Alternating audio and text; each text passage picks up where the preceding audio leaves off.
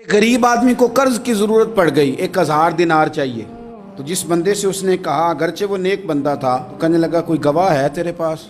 वो कहने लगा गरीबों का गवाह कौन होता है? हाँ एक गवाह है। कहा कौन? का मेरा रब। बंदा नेक था, उसने कहा रब के नाम पे मैं तैयार हूँ तुझे 1000 देने को। उसने 1000 दिनार दे दिया। वक्त वापसी का तय हो गया। उसने पूरी मेहनत की कि मैंने वक्त पे पैसे लौटाने।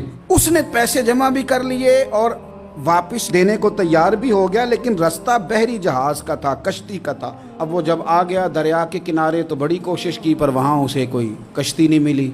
सोच सोच के परेशान था कि मैंने तो अल्लाह के नाम पे लिए।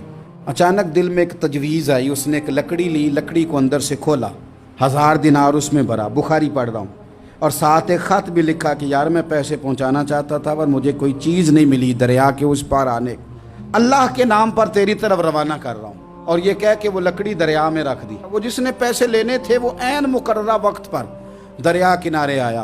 सुबह से सरे शाम तक उसने इंतज़ार किया। दिल ढलने लगा तो दिल में ख्याल आ गया कि यार नहीं, उसने देने ही नहीं।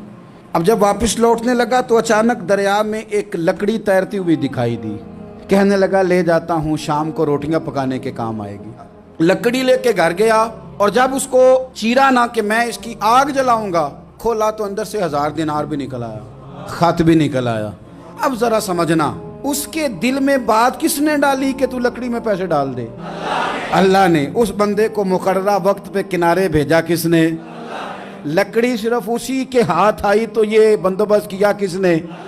अल्लाह ने। घर जाके चीरी तो पैसे बाहिफाजत उस तक पहुंचाए किसने? तो फिर हमें भी तवज्जो अल्लाह की जानिब भी करनी चाहिए। जब लोग अल्लाह को गवाह बनाते हैं, रब की जानिब अपनी तवज्जो करते हैं, फिर अल्लाह अपने बंदों को मायूस नहीं करता।